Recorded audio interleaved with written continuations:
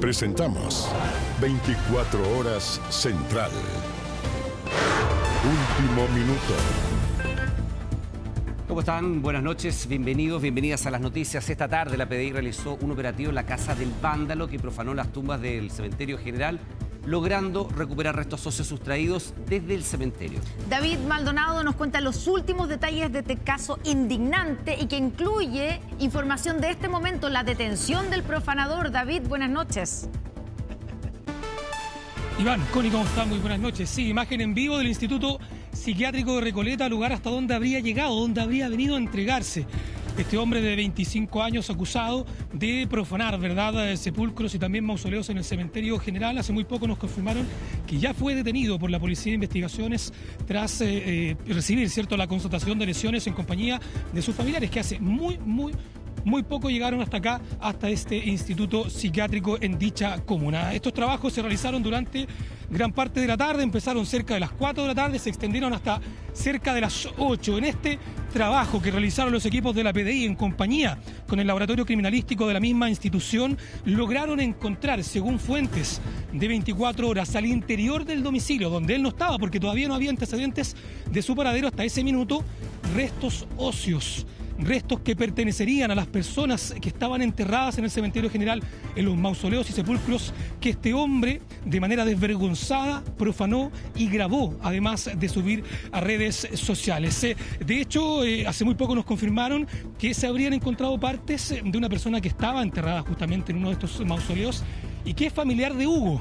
¿Por qué es importante Hugo? Porque Hugo conversó con nosotros, lo vamos a revisar en breve. La nota de Juan Carlos Alarcón nos contó la importancia de este mausoleo para su familia y es a él a quien le confirmó la Policía de Investigaciones de que habrían encontrado los restos de su familiar. Por supuesto, estamos a la espera de saber quién va a mover esto, porque esto tiene que ser devuelto hasta el cementerio general. Dime, Iván. Sí, ¿por qué en el hospital psiquiátrico? ¿Él es paciente del hospital psiquiátrico? ¿Tiene alguna condición especial? Porque se veía un actuar, además por supuesto de lo grave de la profanación de las tumbas, se veía una actividad de parte de él que pareciera escapar un poco los cánones.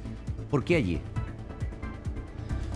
No hay información de que él haya tenido antecedentes psiquiátricos, tampoco de que él transcurra en este lugar. Más bien lo que se especula es que él buscó la opción, ¿verdad?, de acercarse acá. Oye, pasemos a escuchar de inmediato que está hablando la Policía de Investigaciones respecto a la detención. Escuchemos lo que nos dicen de inmediato. Bueno, un equipo multidisciplinario de la PDI ha desarrollado distintas diligencias tendientes a establecer los hechos denunciados por el cementerio general. Hechos que ocurrieron el día lunes en circunstancias que se llevó a cabo un velorio donde sujetos, en particular uno, ingresó a una bóveda sacando desde ella un cráneo y asimismo generó daños en el mausoleo del expresidente Salvador Allende.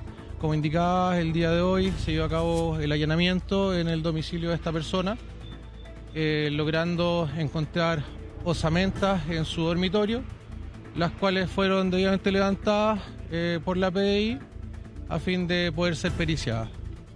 No solo habría finalmente sacado este cráneo, sino que otros restos osamentas que se encontraron en el... Se encontraron otras osamentas, eso es materia de investigación a fin de determinar si estas corresponden y son de origen humano o animal. Ya esas tienen que ser periciadas y efectivamente y aparentemente de manera preliminar se habría encontrado el cráneo que se exhibe en el video que circula en redes. Finalmente fue encontrado acá. ¿Cómo llega acá?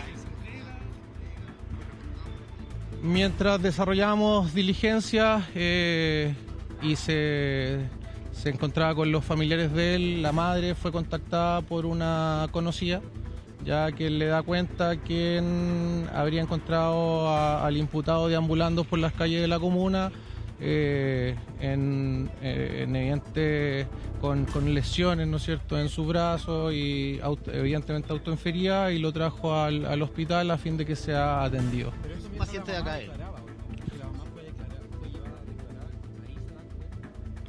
Mientras nos encontramos con ella, ya como les comento, ella fue contactada por una conocida quien nos da cuenta que lo había trasladado hasta la urgencia a fin de que fuese atendido por el personal médico. ¿Qué calidad está él ahora? ¿Qué va a pasar con él ahora?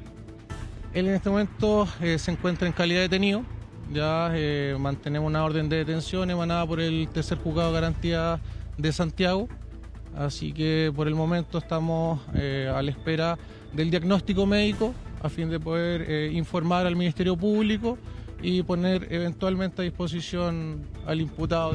Bueno, escuchábamos ahí entonces palabras de la Policía de Investigaciones respecto a la detención de este sujeto que ya se encuentra en manos de la Policía de Investigaciones. Yo les daba el dato, y lo decía también y lo corroboraba la Policía de Investigaciones. Uno de los osamentas, el cráneo que se encuentra al interior de este domicilio, pertenecería a la hermana de Hugo, quien vamos a revisar de inmediato la nota que preparó Juan Carlos Alarcón con todos los detalles de esta lamentable situación que aqueja el cementerio general. Los invito de inmediato a que la veamos. Nos costó encontrar a Hugo, estaba triste, molesto y desconcertado. Es el último sobreviviente y el encargado del mausoleo familiar. Su tristeza fue por este video. Dejar caer todo el llanto que brote de sentimientos. Recibí la noticia del cementerio, de una personal del cementerio, de que habían vandalizado el mausoleo a donde están mis antepasados. Diego Soto Montero profanó la tumba donde descansan los restos de sus dos hermanas, sus padres y su tía. No lo podía creer cuando vio a este sujeto sacar un cráneo de la tumba. De la cual el individuo que hizo este acto delincuencial estaba jugando con el cráneo de mi hermana, de lo cual a nosotros nos tiene destrozados. Todo el llanto que brote. El hecho ocurrió el lunes cuando al menos 3 individuos asistieron a un funeral al interior del cementerio general. Luego vandalizaron mausoleos, montaron sus skate sobre las tumbas, incluida la del presidente Salvador Allende, y se metieron al mausoleo de la familia de Hugo. Todo con un desparpajo abrumador. Terrible, que la justicia nunca llega, que son puras promesas en este aspecto. Cada mausoleo o cada bóveda es responsabilidad de la familia. Entonces nosotros tenemos que alertar cuando hay algún daño. Son 86 hectáreas donde descansa la historia de Chile. Los expresidentes Violeta Parra, Víctor Jara, los cracks de Colo-Colo, y así podríamos seguir hasta el infinito. Y esto no puede quedar impune. No puede ser que este cementerio, que aquí está toda la historia de Chile, tenga un abandono como el que tiene. Este monumento nacional ha sido constantemente vandalizado y saqueado ante una administración que carece de recursos. Sí, estamos en un proceso de fortalecer la seguridad a través de la externalización del servicio de seguridad con una empresa que tenga las certificaciones, que pueda disponer de un dron nocturno. Hoy nosotros tenemos funcionarios que ejercen esas labores, funcionarios que están altamente expuestos, que no tienen las certificaciones. Pero esta historia tiene un ingrediente más indignante aún. En la tumba familiar de Hugo descansa también su tía abuela, Ernestina Pérez, la segunda mujer médico de Chile, tras Eloísa Díaz, de la cual fue amiga y compañera de la Universidad de Chile, y con la que dio una lucha admirable, no solo por la salud pública de nuestro país, sino por el derecho a estudiar de las mujeres de fines de 1800 y principios de 1900. Ernestina Pérez Barahona, que fue la segunda mujer médico en Chile, eso dicen. O sea, la primera junta de los Junta de la ISADIA. Pero ella fue a hacer un posgrado a Alemania. A Alemania. Por eso es que no recibió el título al tiro. Así que ¿quién más? De ahí están mis padres, mis tíos, mis abuelos y mis hermanas. De resaltar a Ernestina Pérez como la doctora que fue, como una mujer muy valiente, porque se atrevió muy fuertemente a ser doctora en los años en que nadie se atrevía, y como decía mi mamá, la separaban con unos biombos para que ella pudiera estudiar. Diego Soto Montero tiene 25 años, se hace llamar Madame Castel, es vocalista de una banda y aparentemente artista visual. Vive en Recoleta. Desde hace 2 días que no se le ve en su hogar. Su madre iba a dar una conferencia de prensa que suspendió cuando la PDI llegó a allanar su domicilio. no encontraron a su hijo, pero la preocupación es mayor porque las osamentas de los familiares de Hugo están extraviadas. ¿Restos que aparecieron o no? No. ¿Todavía se están investigando? Así es, sí, porque como fueron removidos los restos al interior, la PDI se encuentra haciendo el peritaje correspondiente. Y esperamos que efectivamente se logren penas efectivas para las personas responsables de las profanaciones, porque aquí hay al menos 4 tipos de delitos involucrados, como ultraje de sepultura, exhumación ilegal, profanación y ultraje de cadáver y daño patrimonial. La Policía de Investigaciones allanó el domicilio de Diego Soto. Su madre y su tía fueron llevadas a declarar en calidad de testigos. Hola, ¿podemos hablar brevemente? Muy breve. Te quería pedir disculpas. Hugo, en tanto, continúa con la angustia de no saber sobre los restos de sus familiares.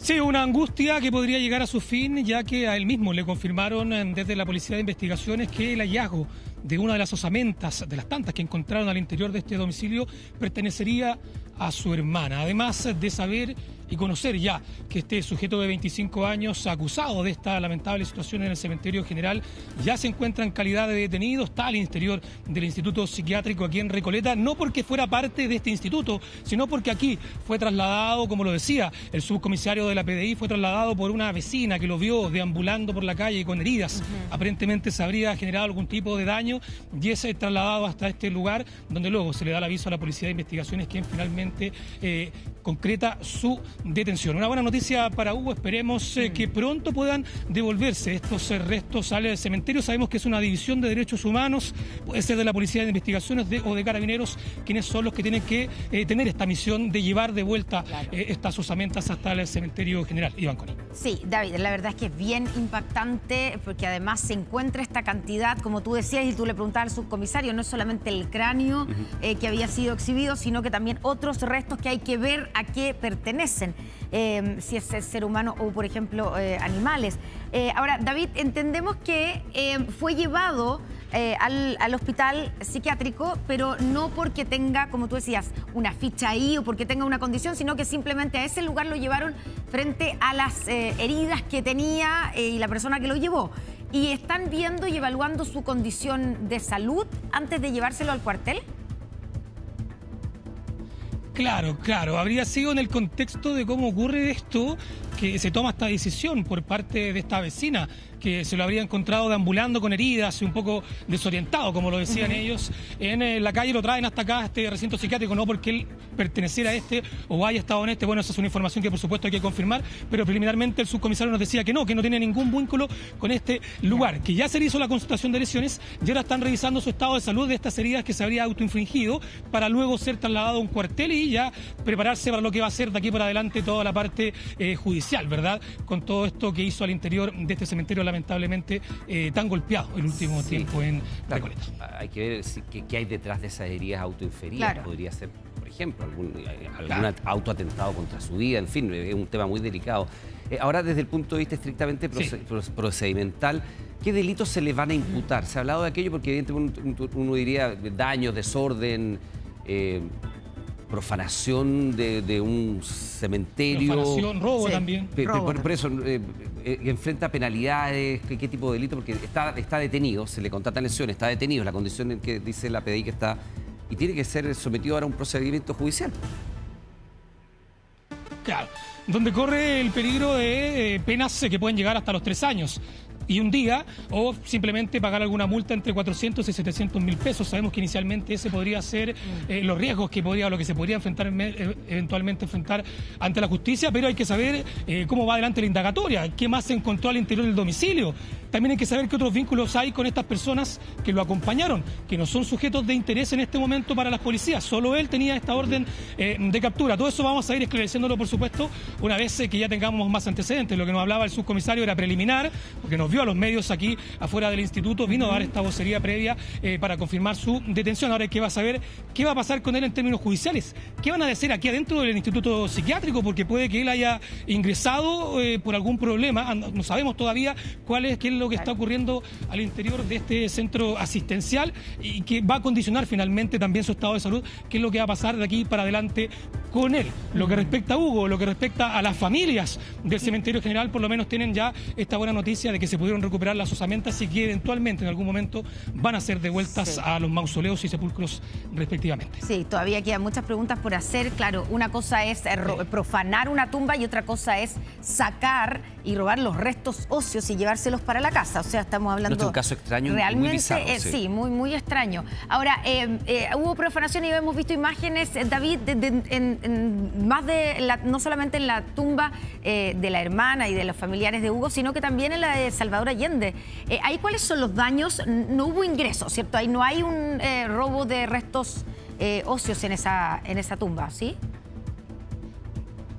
Claro, ahí no hubo daños mayores, solamente una de estas como bodegas, se le llaman, que abre, que ingresa, pasa a la parte donde en este caso están los restos óseos de las personas enterradas, de ahí saca justamente este cráneo, que fue lo que hemos visto y esta imagen que ha impactado a todos los que la han podido ver en redes sociales. Y el resto son daños menores, porque él ocupa el skate, se pasea por los mausoleos, abren sepulcros, y esto no es algo nuevo, lo hemos visto hace menos de un mes, hace un par de meses, que sabíamos que personas en situación de calle entraban a dormir, entraban a robar las manillas de bronce, ingresaban a los mausoleos, profanaban también todo esto. O sea, esto no es algo nuevo. Lo que estamos viendo al interior del cementerio general, justamente por parte de la administración, están viendo la posibilidad de tomar medidas un poco más rigurosas, optar por quizás licitar guardias de seguridad o equipos de drones para aumentar la protección de este Campo Santo, que por lo demás es un sector público y que actualmente solamente cuenta con la seguridad de los funcionarios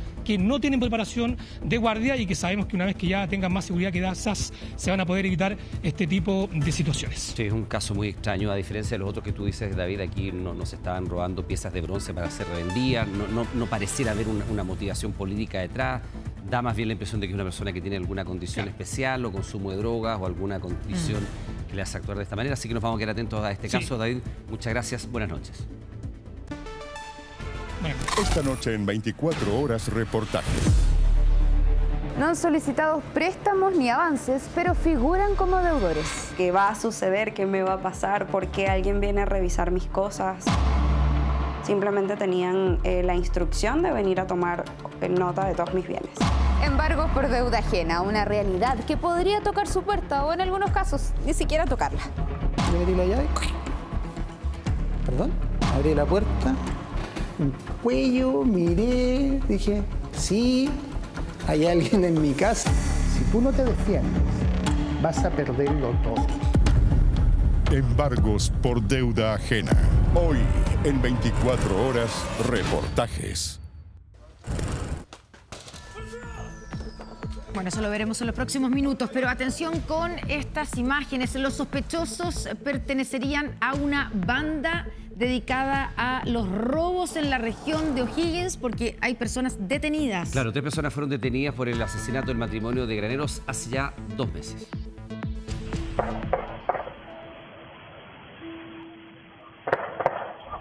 Nos están robando acá en Nuevos Campos, nos están disparando. Por favor, vengan, urgente. Sería un robo con doble homicidio, que es lo que se está investigando. Ustedes comprenderán, por la complejidad de los hechos, obviamente no podemos descartar nada en este momento. Cualquier tipo de información que tengan, la hagan llegar, la canalicen a través de la PDI. Las hipótesis iban desde el robo hasta un crimen por encargo.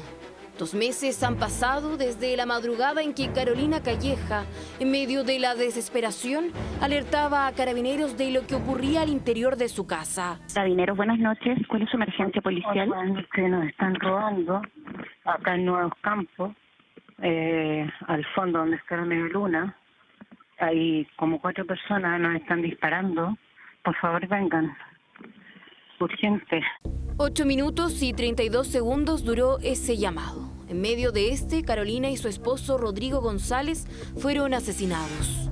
Por 63 días, el motivo de su muerte se rodeó de misterio y especulaciones, las mismas que se tenían sobre los responsables del crimen. 63 días en que su familia exigía justicia. 63 días en que el paradero de sus homicidas era una interrogante. 63 días para que este miércoles se marcara un punto y coma en la historia. Podemos dar cuenta el día de hoy que se ha logrado la detención de 10 personas en el procedimiento en general, de los cuales 3 de ellos están directamente relacionados con el homicidio, con el doble homicidio ocurrido en la ciudad de Graneros. De acuerdo a la investigación desarrollada hasta el día de hoy, el móvil principal de este delito es el robo. Hasta el cuartel de la PDI de Rancagua fueron trasladados los detenidos. Todos tienen antecedentes por otros delitos. Uno de ellos, incluso, minutos antes de su captura, había enfrentado un juicio abreviado. Él estaba detenido por un robo con intimidación, pero ya había recuperado la libertad. En el momento en que la recuperó, se ejecutó la orden de detención.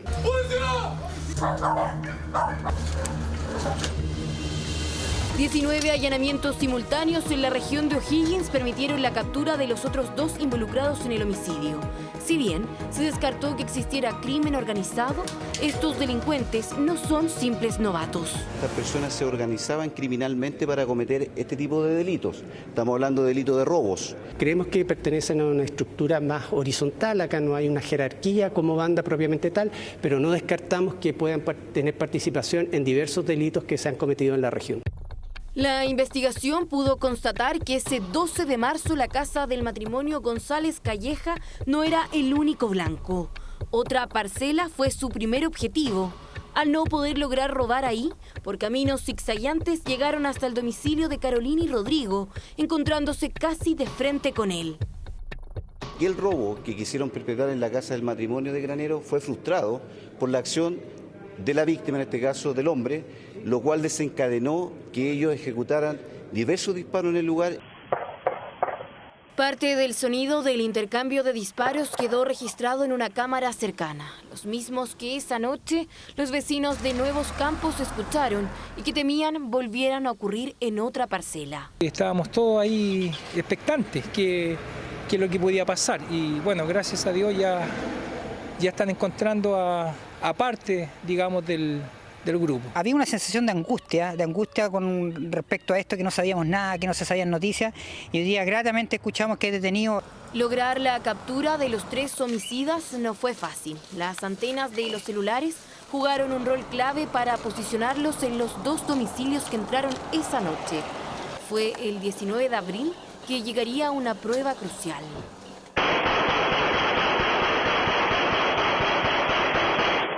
Los más de 20 disparos en contra de una casa en Sagrada Familia marcaron un antes y después en las pesquisas por el doble homicidio de Graneros. Nos permitieron levantar evidencias balísticas, en este caso vainilla, que gracias al trabajo realizado por el Laboratorio de Criminalística Central se pudo hacer una comparación microscópica y determinamos que esa misma arma había participado en el doble homicidio. Aún no se confirma si la pistola usada en esta balacera y el asesinato del matrimonio está entre lo incautado en los allanamientos, pero sí se pudo encontrar otra pieza que podría vincularlos al robo de una armería en febrero. De un verdadero arsenal tras ingresar por el techo a las bodegas y huir con 47 rifles, revólveres y cargadores, de los cuales se desconoce su paradero. Tenemos incautado un arma de fuego tipo pistola, la cual, de acuerdo a los primeros antecedentes que hay, pertenecería al catastro, al inventario que denunció la armería. Lo que arrojen los peritajes a los celulares incautados podría dar luces de sus vínculos a otros robos. Los vecinos de la zona creen que el sector podría ser un foco de interés de los delincuentes. Que este hecho lo que demuestra es que habían ocurrido una serie de ilícitos en distintos lugares y parcelas que no habían sido denunciados. Entonces, en primer lugar, la importancia de la denuncia. La segunda es que el sector privado también puede contribuir a generar condiciones de corresponsabilidad en materia de seguridad pública. No se descarta que existan más personas vinculadas al homicidio de Rodrigo González y Carolina Calleja. Este jueves se llevará a cabo la formalización de los detenidos, un punto acompañado de una coma para el capítulo de una historia del cual aún faltan detalles por conocer. Ahora, Triangulación de celulares, evidencia balística, el robo a una armería y un asalto frustrado. Todo esto fueron partes claves para concretar la detención de los 3 hombres que están directamente vinculados a este crimen del matrimonio en Graneros. Rodrigo Siderakis tiene los últimos antecedentes. Rodrigo. Así es, ¿qué tal? ¿Cómo están? Muy buenas noches. Una jornada bastante intensa donde siguen surgiendo más antecedentes respecto de la detención de estos 3 sujetos que serían los autores materiales del homicidio de Carolina Calleja y Rodrigo González, ocurrido el 12 de marzo pasado. Tuvimos la oportunidad hace pocos minutos de conversar con el jefe de la Brigada de Homicidios de Rancagua, quien encabezó precisamente esta investigación que culminó la detención de estas 3 personas que serán formalizadas mañana. Algunos de los antecedentes que ha ido entregando tiene relación finalmente con evidencia balística que fue relevante al momento de llegar a la vivienda. También se hizo levantamiento de evidencia balística en otros incidentes ocurridos en la región de O'Higgins, las pisadas, el momento de la huida de los delincuentes y finalmente la triangulación de llamadas que ha sido relevante a la hora de dar con el paradero de estas 3 personas que han sido detenidas durante esta mañana, un amplio operativo que fue en Rancagua, en Graneros y también en San Francisco de Mostazal, donde participó una cantidad importante de efectivos de la Policía de Investigaciones. Vamos a escuchar declaraciones de Juan Reyes, como ya les decía, jefe de la Brigada de Homicidios de Rancagua, quien entrega más detalles respecto a las últimas diligencias. Pudimos identificar y levantar del sitio del suceso huellas de pisadas que nos entregaron una dinámica. Una de estas personas que se logró identificar y posicionar en el sitio del suceso, días posteriores al hecho, el doble homicidio específicamente, se pudo establecer que había participado en otros delitos en la comuna de Graneros, específicamente un robo con violencia. Hay un sitio de suceso que lo denominamos como sitio de suceso número 1, puesto que fue el primer lugar a donde estas personas habían ingresado. Y esto lo pudimos vincular específicamente con las huellas levantadas desde ese lugar. También se incautó un arma de fuego, una pistola 9 milímetros, que de acuerdo al registro del número de serie y al catastro que tiene el Ministerio Público, se pudo establecer que esta era una de las armas robadas de una armería de acá de la ciudad. Bueno, recordemos que mañana va a ser la formalización de cargos en el Tribunal de Garantías de Graneros, donde el Ministerio Público esta vez entregará más detalles de cómo han sido las diligencias para detener a estas 3 personas. Se estima que probablemente puedan existir incluso algunas evidencias que puedan ser mostradas en esta audiencia y por supuesto el Ministerio Público va a pedir la prisión preventiva de estas 3 personas que fueron detenidas durante esta jornada, como ya les contaba, que sería, según la Fiscalía, los autores materiales de este doble homicidio ocurrido en marzo en la comuna de Graneros. Que estén muy bien. Buenas noches. Buenas noches, Rodrigo. Muchas gracias.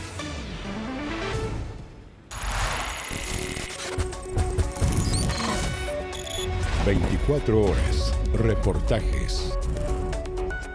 No le deben plata a nadie, pero sin saberlo habitan una casa de un deudor.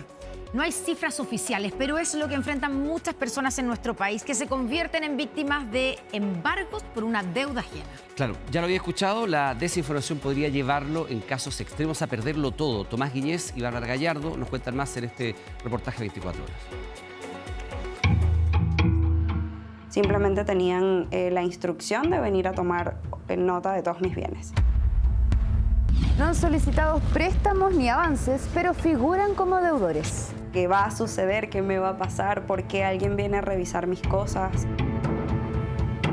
Sin siquiera imaginarlo, se transformaron en herederos de una orden judicial. ¿Por qué tengo que asumir una deuda que no es ajena, que de una persona que ni siquiera conozco? Empecé a averiguar, fui a bancos y en el banco no me daban datos, solamente a la persona que era representante del departamento.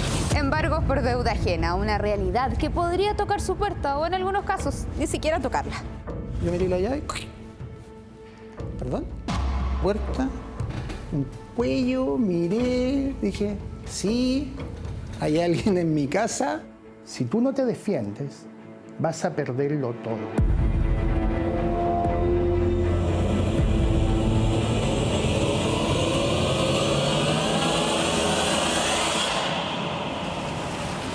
¿Se imagina salir a trabajar y al volver a encontrar la puerta de su casa abierta y con todo revuelto? Bueno, eso es justamente lo que enfrenta Boris. Yo entro a la casa mirando con resquemor, pensando que podrían haber entrado a robar y que la casa iba a estar casi despelotada. Y me encuentro que a mi mano derecha sobre la mesa habían 2 hojitas. No le robaron, pero lo que viene es mucho más increíble. Llega mi vecina, me toca el timbre y me dice, vecino, vinieron 2 carabineros, un receptor judicial y un cerrajero. Abrieron la casa y hicieron un inventario de artículos. Boris vive solo, arrienda desde hace un año, trabaja todo el día y jamás ha tenido deudas impagas, pero de repente se convierte en el blanco de un embargo por una deuda que nunca contrajo. Te sientes casi vulnerado, los valores que te habían puesto las cosas eran irrisorias y tú quedas como, ¿por qué? ¿O tienen el derecho a hacerlo? Lo que le ocurre tiene nombre, embargo por deuda ajena, un fenómeno que muchos ni saben que existe hasta que les toca. Pasa mucho con los arrendatarios, ¿verdad? Yo arriendo una casa, me instalo y el antiguo arrendatario tal vez tenía deudas y no le avisa a las casas comerciales, a los bancos, que ya se cambió de casa. A Boris le pretenden embargar todas las cosas que tiene en el departamento. Solo se salvan el refrigerador, la cama y la ropa. A mí lo que me llegaban en los buzones eran cobranzas, pero a nombre de un tercero que yo no conocía. Entonces, evidentemente, como no era yo, nunca pensé que me iba a tocar. Yo no sabía que podía ocurrir un embargo de un tercero bajo mis cosas. Y no solamente esto pasa con arrendatarios, también puede pasar con una expareja. Hay que tener mucho cuidado con eso. Además de tener un quiebre de pareja, voy a tener que andar lidiando con esta situación. Y claro, nadie está libre. Claudia es madre de 2 hijos, se separa en 2012. Su única preocupación siempre es que el departamento que compra durante el matrimonio sea el hogar de sus hijos para toda la vida. Quedó dictaminado en el juzgado de que el 50% del departamento se cedía a mi parte. El otro 50% es de él. Hasta ahí, todo bien. Quedamos en que él iba a seguir pagando los dividendos por la pensión de los niños. Sospecha que el trato no se está cumpliendo, duda del pago de los dividendos, sigue su intuición, teme caer en algún abismo financiero y desconfía de su exmarido. Lo busqué a él y le dije yo, mira, he ido de banco en banco, no están pagadas las deudas, ¿qué pasa? Entonces él me dijo, ¿sabes qué? Necesito que hipotequemos porque yo estoy con muchas deudas. Y yo le dije que no. Entonces ahí él pidió un préstamo. Si pide el préstamo o no, eso es asunto de él, o al menos eso cree. Y es que a pesar de estar divorciada, figura como copropietaria y eso es suficiente para que sus bienes se vean comprometidos. La deuda hipotecaria estaba al día, pero por una deuda que era personal de su excónyuge, le embargan el 100%. Haber compartido el mismo techo se convierte en una especie de castigo. Claudia es otra víctima de un embargo por deuda ajena, pero de la propiedad. Sí, de hecho el mismo día yo me empecé a embalar y dije yo ya tengo que irme, pero no sabía dónde ir. Comienza su calvario, se derrumba la tranquilidad y el futuro de su familia. Entre medio quedé sin trabajo y con la plata que yo pude reunir de mi finiquito tuve que sacar de ahí para seguir pagándole al abogado y seguir viviendo. Contratar a un abogado parte por lo bajo en 350.000 pesos. La tercería es la única solución cuando el problema escala. Una tercería es lo que dice la misma palabra, un tercero en el juicio que no tiene nada que ver. Le dice el tribunal, oiga tribunal, yo soy un tercero que no tengo nada que ver en esto y estas cosas son mías, yo las ocupo. Y ahí puede presentar los contratos de arriendo, las boletas de compra de las cosas. Así lo hace Claudia, pero su caso es aún más complejo, no será tan fácil. Lo de la tercería suena simple, pero ciertamente las probabilidades de tener las boletas de cada una de las cosas que compramos son escasas. Eso le ocurre a Scarlett, llega a vivir a este departamento gracias a una amiga que lo desocupa y la recomienda. Lo que más me estresó fue que como yo soy informática y trabajo con una computadora que me otorga la empresa, es mi medio de trabajo, yo hago home office, era una de las cosas que estaban anotando, entonces yo tenía que demostrar también que en el computador no estaba mi nombre y en ese momento pues no tenía nada, así que fue una situación muy estresante. El banco solamente puede embargar y rematar los bienes que son de la persona deudora principal. Comienza a atar cabos sueltos. No es tan difícil y es que conoce perfectamente a la anterior arrendataria, la que arrastra la deuda. Ya casi al final es que entiendo que tenía que ver con mi amiga. En el momento es como mucho estrés, es como, bueno, pero ¿por qué no me dijiste qué era lo que estaba sucediendo? Y ya después conversando, bueno, la entendí porque yo también había pasado por algo similar y no es sencillo atravesar ese tipo de situación. En Chile a la fecha, cerca de 3.900.000 personas están en DICOM y este es precisamente uno de los riesgos. Acá el Estado no se hace cargo de esto porque dice, esto es un problema entre particulares. Es decir, es un deudor con el banco.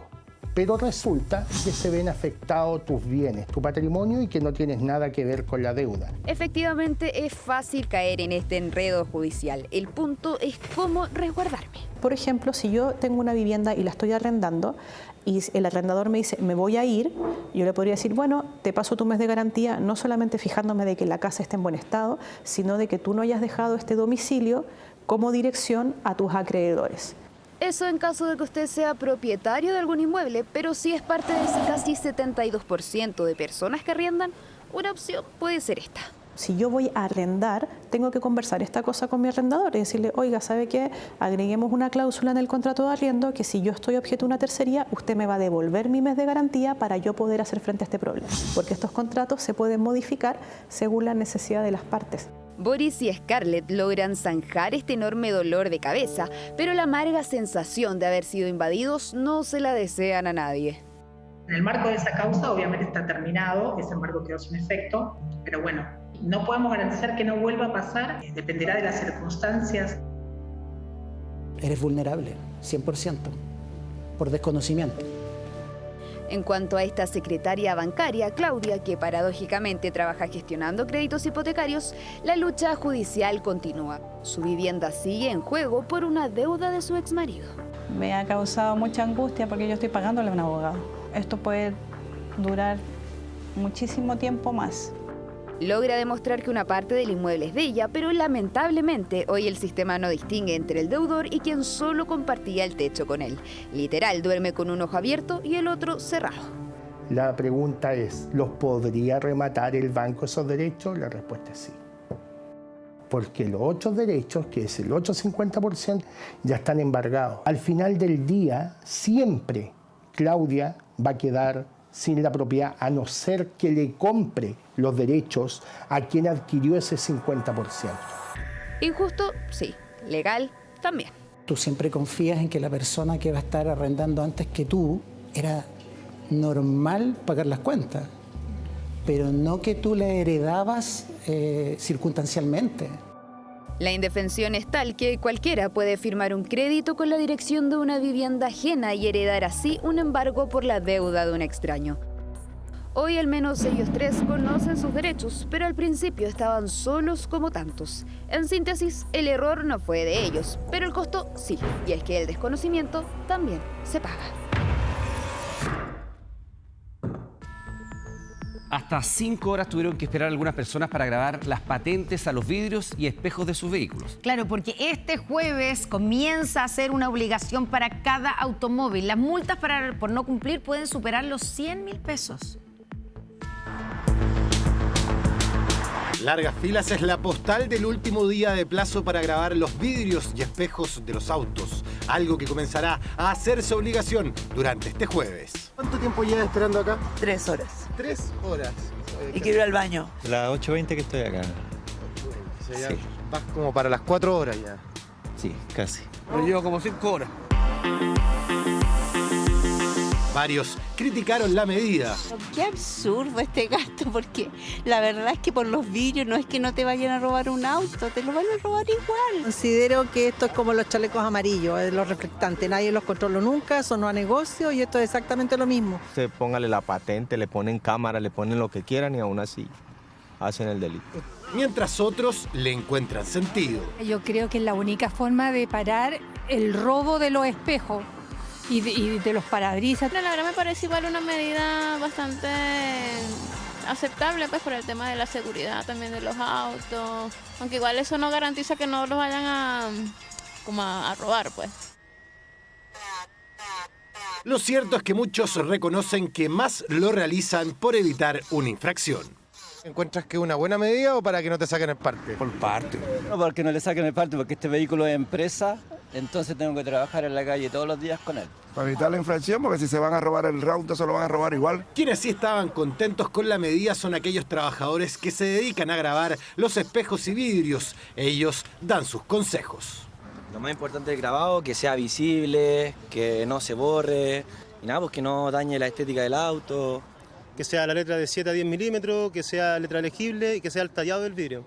La nueva ley que será obligación este jueves ordena en automóviles, buses y furgones grabar la patente de los vehículos en al menos 6 vidrios y también en los 2 espejos laterales. En motos deberá grabar todos los espejos. Lo que se busca finalmente con esta normativa es evitar o reducir la cantidad de vehículos que se roban, pero a su vez también las piezas de los vehículos. Como ustedes saben, existe efectivamente un mercado ilegal de piezas de vehículos. La altura de las letras deben ser entre 7 y 10 milímetros en vidrios y 5 y 10 milímetros en espejos. Además, deben ser permanentes, letra legible, formato normal y todo en mayúscula. ¿Se puede hacer un grabado con puntos? Lo importante es que no se induzca a error y además también que no sea posible o no sea fácilmente la modificación o alteración cambiable a través de un tercero. El llamado es a cumplir la normativa y así evitar multas que pueden ir de los 68.000 pesos hasta más de 100.000. Entre 3 a 6.000 licencias médicas falsas, la mayoría electrónicas, se habría emitido una pareja de médicos colombianos que, usurpando la identidad de 8 médicos en Chile, crearon un lucrativo negocio, pero que generó un daño estimado en más de 3.000 millones de pesos al Fondo Nacional de Salud. ¿Quieres saber cómo operaban? Presta atención. Llegaron a Chile en 2022, ambos colombianos, médicos, pero solo él habilitado para trabajar en el país.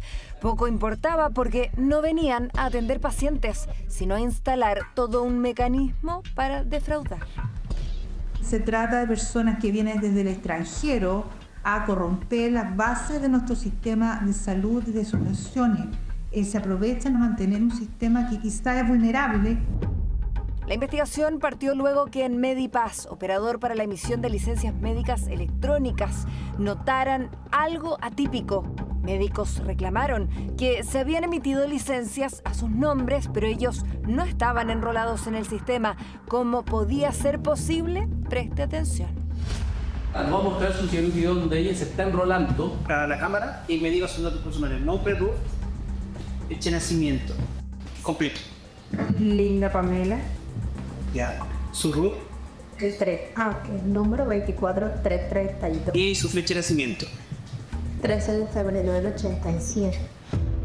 Desde Medipaz informaron a la Suceso y luego a Fiscalía. Según el Ministerio Público, así, con este mecanismo, usurparon la identidad de 8 médicos y emitieron licencias médicas falsas, a lo menos desde el mismo año en que llegaron a Chile, 2022.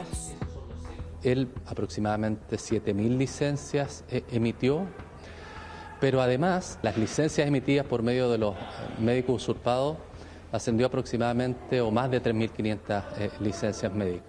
En 1 de abril de 2024, el imputado Salay emitió solamente ese día 172 licencias médicas. Nuestra enérgica condena a este tipo de hechos que solo atentan contra la fe pública y también contra el sistema de salud y el sistema de licencias médicas como herramienta de protección social que continuamente estamos tratando de cuidar y hacer sostenible en el tiempo. Los sistemas de emisión de licencias en Chile son manejados por operadores, IMED y Medipaz. Ellos son los que enrolan y registran a los médicos para emitir licencias y la Superintendencia de Seguridad Social los supervigila.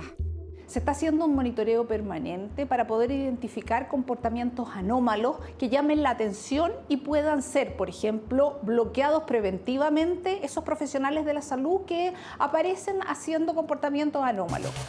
Fue gracias a ese monitoreo que se detectó a estos 2 sujetos, pero pese a ello, con todas las licencias médicas que habría emitido esta pareja, el perjuicio al Fondo Nacional de Salud se estima en más de 3.000 millones de pesos.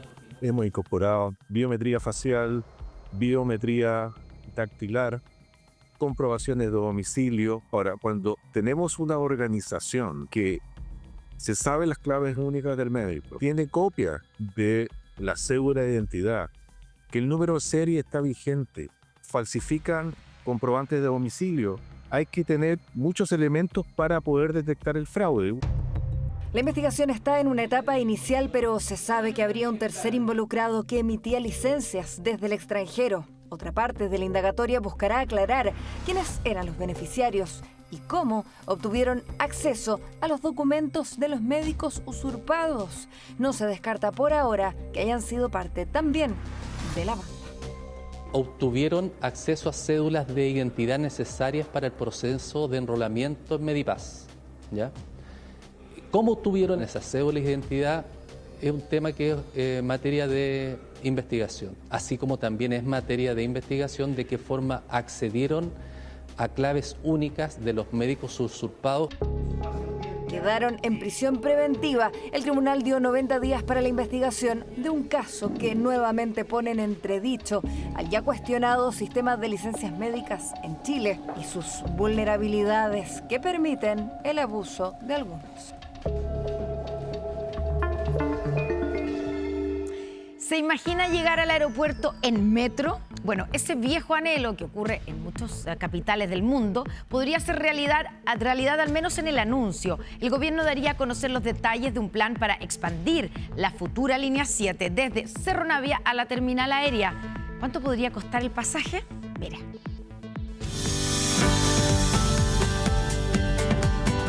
Ir al norte, al sur o al extranjero, el viaje de nuestros sueños muchas veces comienza en el aeropuerto, pero próximamente también podría iniciarse en el metro. Desde este punto, donde hoy se construye la estación Güelén de la línea 7 del metro, se conectaría el tren subterráneo con el aeropuerto. Lo encuentro súper bueno, porque al final es como una conectividad que tenemos en todo Santiago. Súper, impecable. Puede agilizar un poco el sistema de movilización. Fantástico, todo, porque es rápido, no se va a hacer un taco también con respecto al transporte público. Es uno de los grandes anuncios que espera realizar en su cuenta pública el presidente Gabriel Boric, tal como sucede en importantes ciudades del mundo, como París, Nueva York o Ámsterdam. La idea es tener en Chile un tren ligero que una los 6 kilómetros que separan el Hospital Félix Bulnes, donde estará la estación Güelén del metro, con el aeropuerto de Santiago. Con 2.000 pesos de tarifa y con las proyecciones de demanda, es un proyecto que se puede financiar no solo la operación, sino también la construcción. Por lo tanto, con esas características de demanda y de costos con esta nueva tecnología, que es un tren más ligero, se puede financiar y puede usar el sistema de concesiones.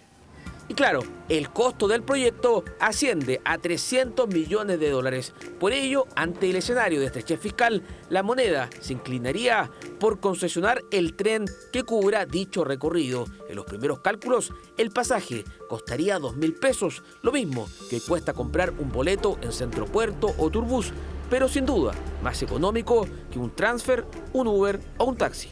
Mucho barato con un transfer, puedes también quizás tus tiempos, sincronizarlo de otra manera. Familiares me van a dejar o Uber también, pero sale caro si es Uber. Si un día te lleva el metro, sería fantástico. Sí, pues sí, además que se demoraría poco tiempo. Hoy en día se ve mucho el sobreprecio en el Uber, en los taxis, entonces me parece mucho más económico viajar en metro.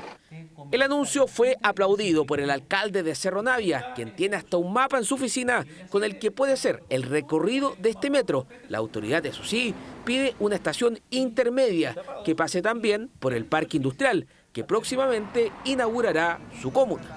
Tener no solamente un punto de inicio y un punto de final, sino que un punto o dos entre medio que permita todo esto que tú decías, la activación económica comercial, la activación de terrenos que hoy día existen para el desarrollo económico de nuestra comuna, para generar puestos de empleo que tanto se necesitan. Línea 7 del metro, que estará operativa en 2028 y que puede cumplir el viejo anhelo de llegar al aeropuerto en metro. El gobernador Claudio Orrego negó que haya solicitado la incorporación de funcionarios de Procultura al gobierno regional. Esto en medio de cuestionamientos por su vínculo con Alberto Larraín y el financiamiento de su campaña. La gente no puede seguir esperando, pero necesitamos que ustedes nos acompañen, así que muy agradecido y esperamos estar a la altura. Con este abrazo entre Claudio Orrego y Alberto Larraín se selló el nombramiento de este último como director de la Corporación de Desarrollo Regional en junio de 2022. El cofundador de Procultura se mostró emocionado e incluso se secó las lágrimas. Yo conozco al señor Alberto Larraín hace cerca de 10 años, cuando yo era alcalde de Peñalolén. Tuvimos vínculos políticos, cuando él militaba en la Democracia Cristiana. Trabajó conmigo en ese momento en temas de salud mental y lo he seguido conociendo en la vida, siempre en temas de salud mental. Bueno, un placer tenerlo a todos acá en este cuarto coloquio. Vínculo que se ha repetido en instancias como foros o conversatorios universitarios. Y mientras tanto le damos la palabra a Alberto Larraín, fundador y director ejecutivo de la Fundación Procultura. Pero esta relación está siendo investigada por el Ministerio Público, ya que según consta en declaraciones de la carpeta investigativa, a la que 24 horas tuvo acceso en exclusiva, funcionarios de Procultura habrían trabajado para el gobierno regional, pero con el sueldo pagado por la fundación. Otra de las condiciones que nos colocó el GORE menciona que uno de nuestros funcionarios de Procultura tenía que pasar a trabajar en el gobierno regional en otros proyectos sin relación con Quédate. Esta es parte de la declaración entregada por la exdirectora de estudios de Procultura en la región metropolitana. Nuestro proyecto había sido ideado para la cantidad de personas que mencioné anteriormente y ante la insistencia de Claudio Orrego para contratar a una persona que fuese pagado por Procultura y que posteriormente entrara a trabajar al GORE, específicamente a la DIDESO, es que se contrata a, recomendado por mí ya que es mi pareja. El funcionario aludido también entregó declaración a la Fiscalía. Consultado sobre si había otras personas que estuvieran en su misma situación, respondió: había otros funcionarios de fundaciones desempeñando labores ahí que no tenían relación con Fundación Procultura y con el programa Quédate. Sin embargo, no recuerdo los nombres de estas personas ni las fundaciones a las que pertenecen. Estas personas, como yo, para el gobierno regional estábamos en comisión de servicio. Los testimonios señalan que el propio Orrego habría puesto esta contratación fantasma como condición para aprobar los más de 1.600 millones de pesos a Procultura. No conozco esa información y sería de una irresponsabilidad tremenda de mi parte hacer un juicio acerca de algo que yo no sé si está en alguna carpeta investigativa, pero no lo conozco. Toda duda, toda hipótesis sobre el caso Convenios debiera radicarse en los tribunales, ser investigada y ahí considerar si tiene fundamento o no. No es responsable de mi parte hacer comentarios de ello. Sin embargo, quiero señalar que yo no tengo una buena opinión de Claudio Orrego. Y no la tengo porque ya vimos cómo utilizó imágenes que eran de reuniones para hacer campaña política. Este jueves, el Consejo Regional Metropolitano realizará una sesión de cuenta extraordinaria en la que le pedirán al gobernador Orrego aclarar esta situación. Respecto a la relación del gobernador con Alberto Larraín, sí, es parte de las preguntas que van a hacer, que esperamos que él nos responda directamente. Pero el gobernador salió al paso de los cuestionamientos, aseguró que no hay contratos ni funcionarios fantasmas y agregó que no conoce a la persona que dice haber prestado servicios al gobierno regional. No solamente no la conozco, sino que preguntar a esa persona tampoco me conoce a mí. Mal podría haber exigido su contratación. Lo que sí le puedo decir es que los 73 programas que tenemos con universidades y fundaciones siempre tenían un enlace contratado por el programa con nosotros para coordinar las acciones. Pero yo exigir la contratación de una persona en particular, jamás. En esta investigación, la Fiscalía levantó el secreto bancario de Claudio Orrego. El gobernador descartó financiamiento de su campaña con dinero proveniente de Procultura. Vincular mi cuenta del Banco de Estado con Procultura no tiene nada que ver y es absolutamente malicioso. Todo el mundo sabe que todo candidato tiene una cuenta que le autoriza el CERVEL. Y a esa cuenta ingresan todos los fondos, que en el caso mío eran 2 créditos. En mi caso se aprobaron todos los ingresos y todos los egresos. Es la defensa de Claudio Orrego ante los cuestionamientos por sus vínculos con Alberto Larraín y Procultura, fundación cuyos millonarios convenios también están en la mira de la Fiscalía en otras 6 regiones del país. Bueno, este es uno de los temas y de los focos de la investigación que está en la carpeta investigativa del caso Procultura, pero no el único. No, claro, hay en varias regiones, carpeta a la cual además tuvimos acceso en 24 horas. Natalie Catalán con los últimos antecedentes. Natalie. ¿Cómo están? Muy buenas noches. Buenas noches. Claro, son 7 las regiones donde se está investigando el caso Procultura. Lo vamos a desplegar acá en pantalla para que los pueda ver. Desde Antofagasta hasta Magallanes, con distintos montos que se han transferido, desde montos muy pequeños, cercanos a los 20 millones, hasta montos muy grandes. En total son más de 5.000 millones de pesos que recibió Procultura desde entidades públicas entre 2022 y 2023, todo esto antes de que estallara el caso Fundaciones. ¿Quién tiene la responsabilidad de estos fondos? Desde La Moneda apuntan a los gobiernos regionales, ya que según la legislación ellos tienen la administración para adjudicar estos convenios. Escuchen. Que este aumento de ingresos viene esencialmente de donaciones de privados o de transferencias de los gobiernos regionales. Como ustedes saben, son escogidos democráticamente y no son dependientes del Poder Ejecutivo, tienen una independencia que por supuesto desde el gobierno respetamos. Estamos muy tranquilos en lo que ha significado la investigación y esperamos que prontamente se vaya resolviendo esta cantidad de filtraciones, no filtraciones que hemos tenido, pero por lo menos en el gobierno regional de Magallanes estamos muy tranquilos. Bien, y se lo comentaba, en todas estas regiones se está investigando las condiciones de los convenios y los traspasos de fondos a Procultura, como se los decía, algunos con mayor y con menor interés para la investigación. Y por eso los invito a avanzar a lo que pasa no solamente aquí en la región metropolitana, también en la región del Biobío, que concentra el interés del Ministerio Público. El gobernador hasta 2024, Rodrigo Díaz, cerró un convenio con Procultura por más de, escuche bien, 2.500 millones de pesos, de los cuales, según un informe de Contraloría citado por la Fiscalía, a 2023 se mantenían 1.500 sin rendir u objetados. Aquí viene otro punto de interés, ya que no es solamente el gran monto del convenio, hablábamos de 2.500 millones de pesos, sino que este programa, Procultura, lo ejecutó a través de un tercero, de la empresa llamada Esquerré Consultores, cuya directora ejecutiva había participado en la campaña electoral del exgobernador Rodrigo Díaz. Entre quienes se me apoyaron en mi campaña había gente que antes trabajó conmigo. Dentro de esas personas estaba Paola Núñez, quien en ese tiempo ya trabajaba en Esquerré Consultores. Con Paola habíamos trabajado antes. Ella había sido directora de Cernatur y en el año 2010 habíamos sido compañeros en un magíster.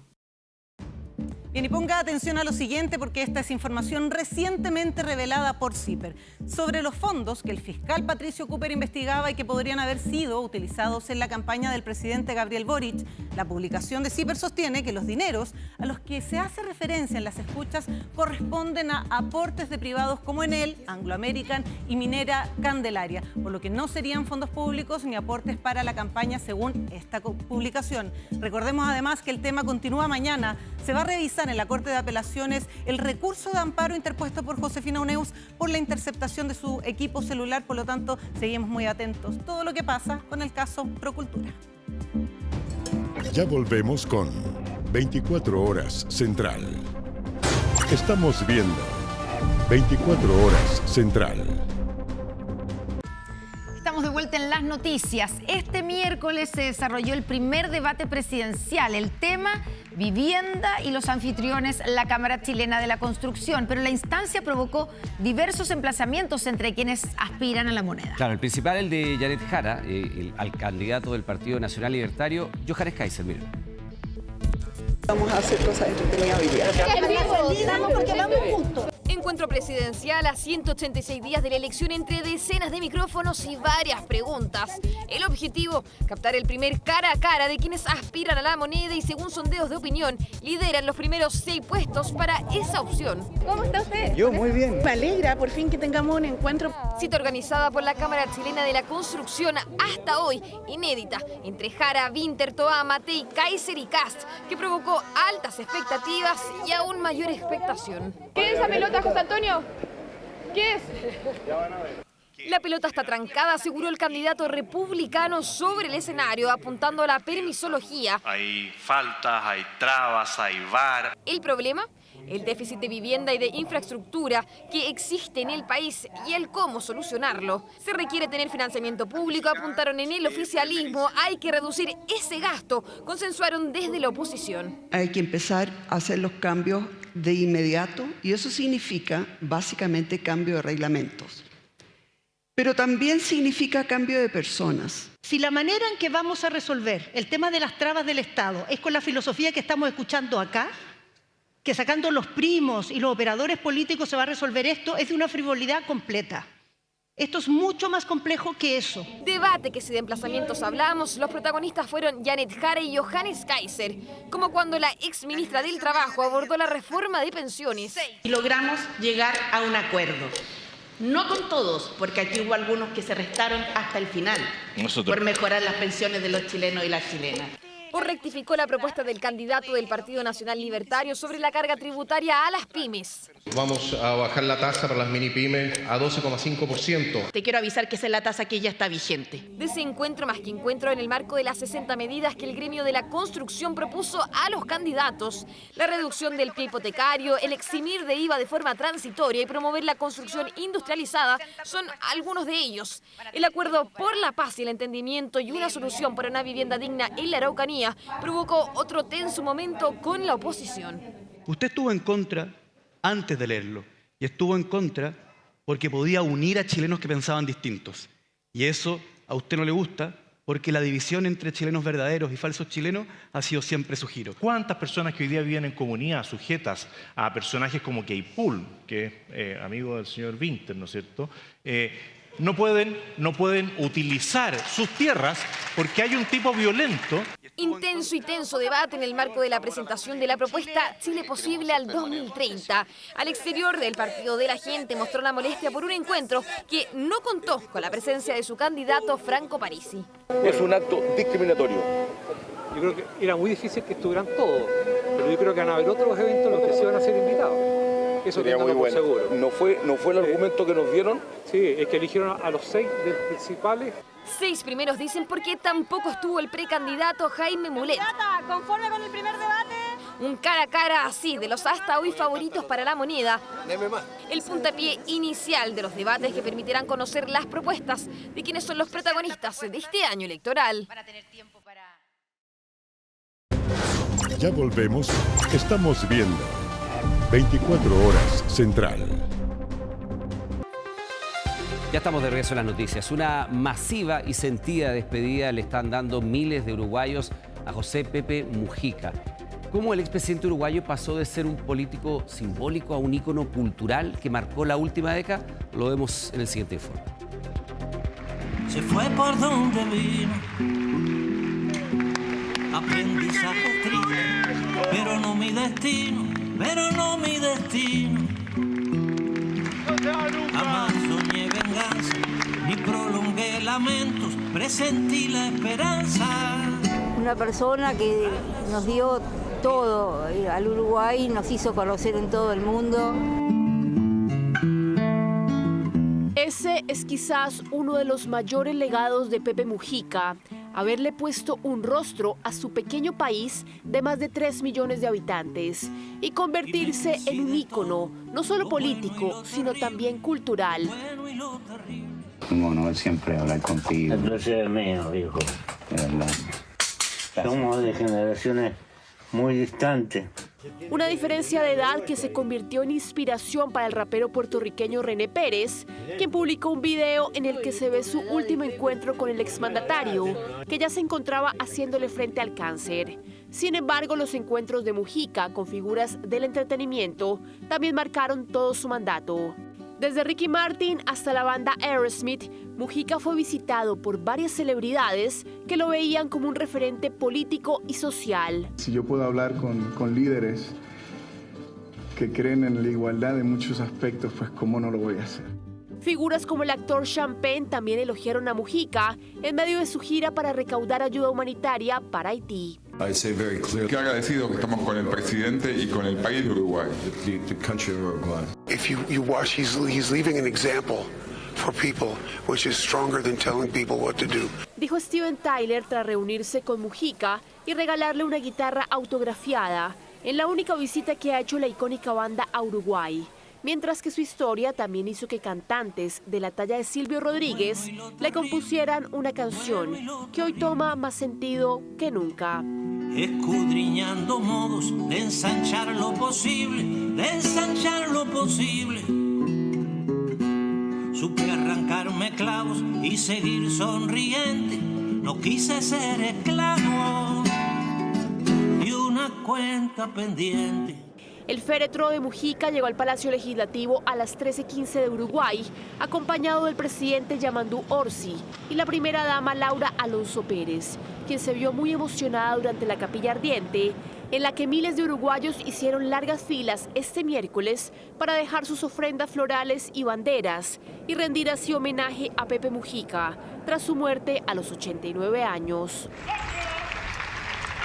El cortejo fúnebre comenzó en la sede de la presidencia y tuvo varias paradas relacionadas con la carrera de Mujica. La sede del Movimiento de Liberación Nacional Tupamaros, la organización guerrillera a la que perteneció, el Movimiento de Participación Popular, que fue el partido que fundó, y el Frente Amplio Uruguayo. Se espera que este jueves lleguen varios líderes mundiales a despedir a Mujica, entre ellos el presidente Gabriel Boric y el mandatario brasileño Lula da Silva. Pepe Mujica fue un ser humano muy importante para la democracia. Creo que lo mínimo que tenemos que hacer es despedir a las personas que han sido un referente para nosotros, con una demostración de lucha, dignidad y respeto. Se fue por donde vino. Una despedida que culminará con su entierro en la granja en la que vivió por casi 4 décadas, en la que descansarán sus restos junto a los de su amada perrita Manuela, su fiel compañera de 3 patas que murió en 2018 y a quien Mujica llamaba la reina de la casa. Tras la sombra del viento.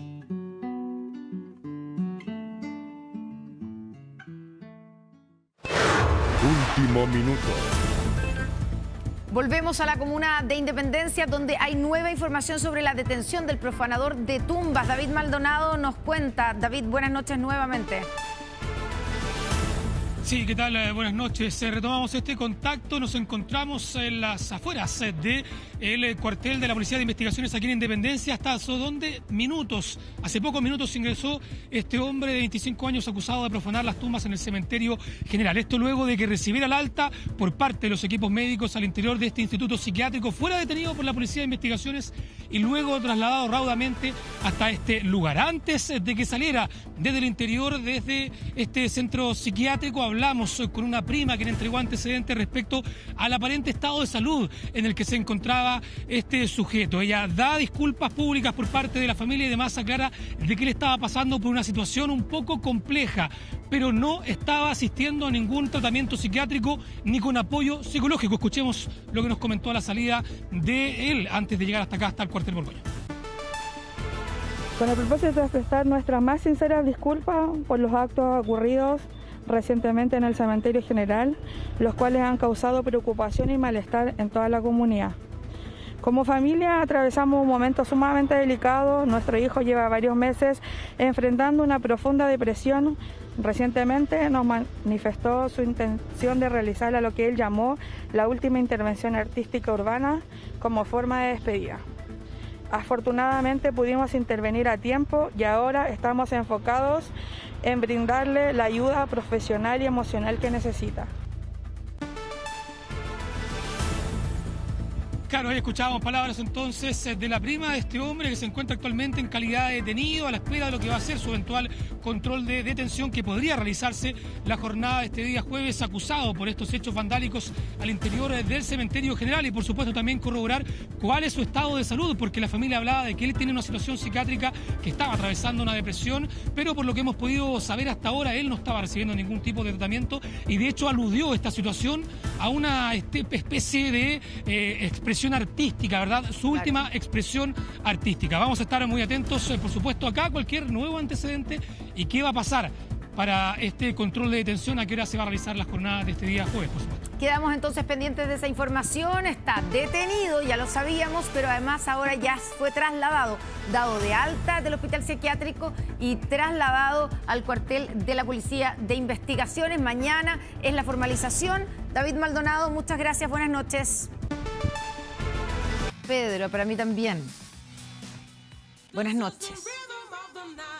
Bueno, y atento con esto porque ya estamos listos con un exitoso casting masivo. Mire la cantidad de gente y el talento. Comenzó a vivirse la nueva temporada de Mi Nombre Es. Fueron cientos de ansiosos imitadores los que llegaron hasta TVN. Claro, vinieron para mostrar su talento y pudimos descubrir que la selección será difícil porque hay muy buenos exponentes. Conocimos algunos y quizás entre ellos está el próximo ganador o ganadora de la nueva temporada de Mi Nombre Es.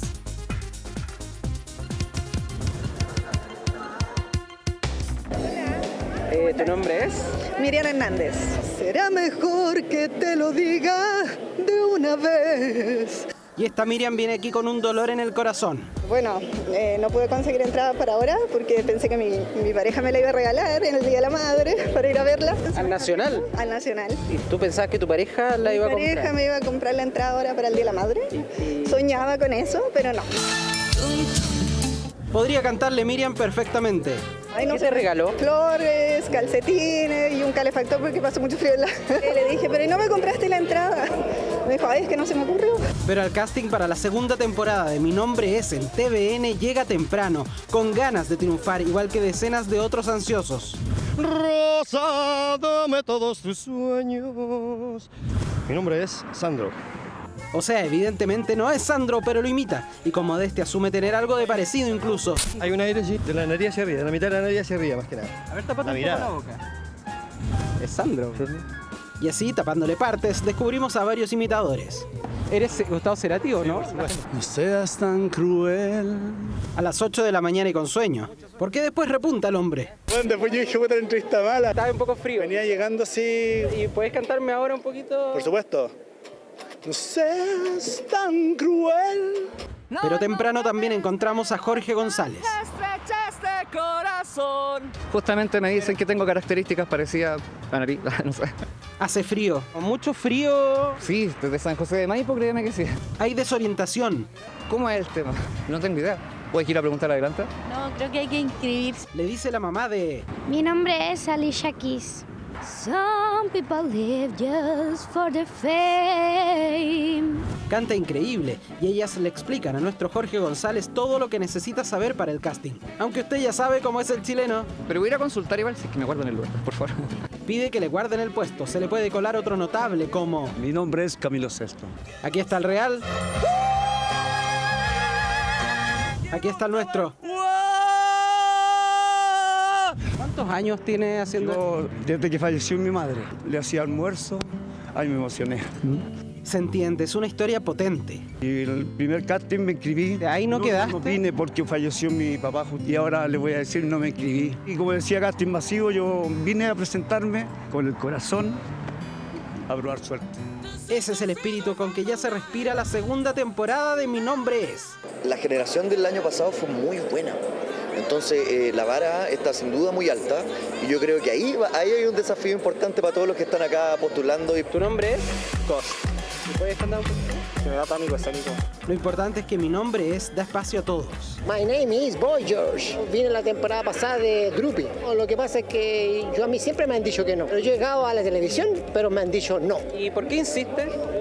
Soy persistente porque pienso que las estrellas están cerca mío. Y todos, si son buenos, pueden ser parte de la imperdible segunda temporada de Mi Nombre Es, que con novedades estrenará pronto TVN. Ya volvemos con 24 Horas Central. Bueno, terminamos con estas informaciones, las noticias, pero la invitación es que siga en la compañía TVN. Ya llega un nuevo capítulo de The Floor, no se lo pierda, que tenga buenas noches. Buenas noches, hasta mañana. Ya lo hice.